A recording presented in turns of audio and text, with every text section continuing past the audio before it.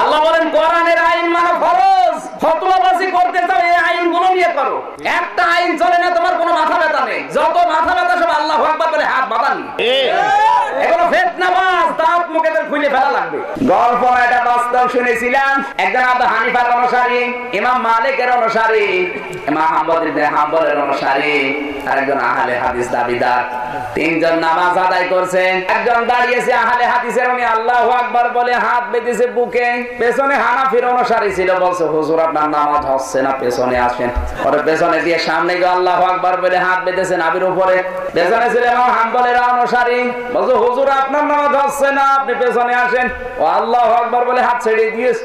রাস্তা দিয়ে একটা লোক চিন্তা করছে আল্লাহ এর তো মারামারি করে মরে যাবে, মাগরিবের সময় এমনি কম, বলছে ভাই আপনি আমারে নামাজ পড়াতে দেন, আমি নিরপেক্ষ। আল্লাহু আকবার বলে হাত বেঁধেছে কপালে।